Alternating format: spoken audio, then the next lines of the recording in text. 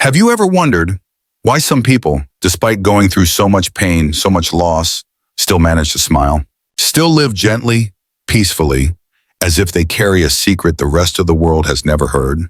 I once met someone like that, an old woman living in a quiet village far away.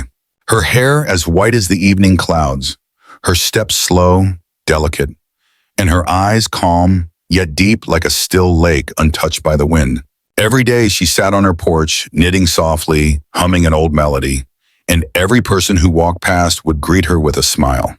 Not because she was rich or powerful, but because just being near her somehow made people feel lighter. One day, a young man from the village, troubled and heavy-hearted, came to her and asked, "Why are you always so cheerful? Don't you ever feel angry? Doesn't anything bad ever happen to you?"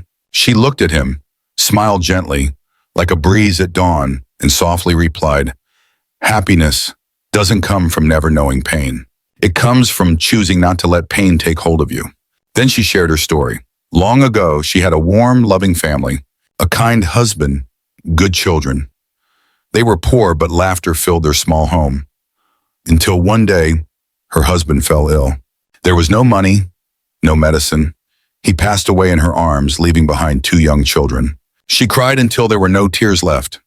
She thought her life was over.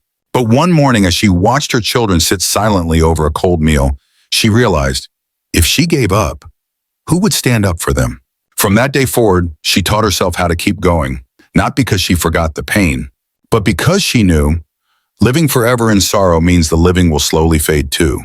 You might be thinking, well, that's her story, mine is different. But let me tell you a little more. I once knew a woman named Lon. During the pandemic, she lost her job and lived alone in a foreign country. No family, no support, no safety net.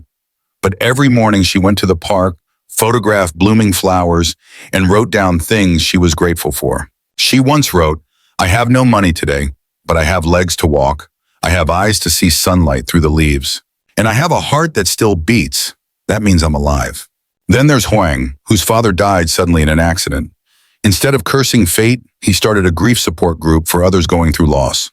He said, "I can't heal everyone, but if I can turn my pain into a lantern, maybe someone won't have to walk through the dark alone."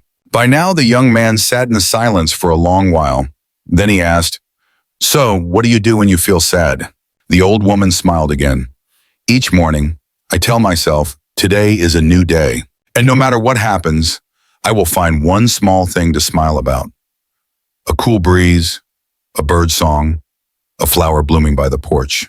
That's enough for a smile." She looked at him and said, "Happiness is a practice. It's not always easy, but each time you choose to see something good, that's a little victory." And you know what? From that day on, the young man changed. He began writing down 3 things he was grateful for each day.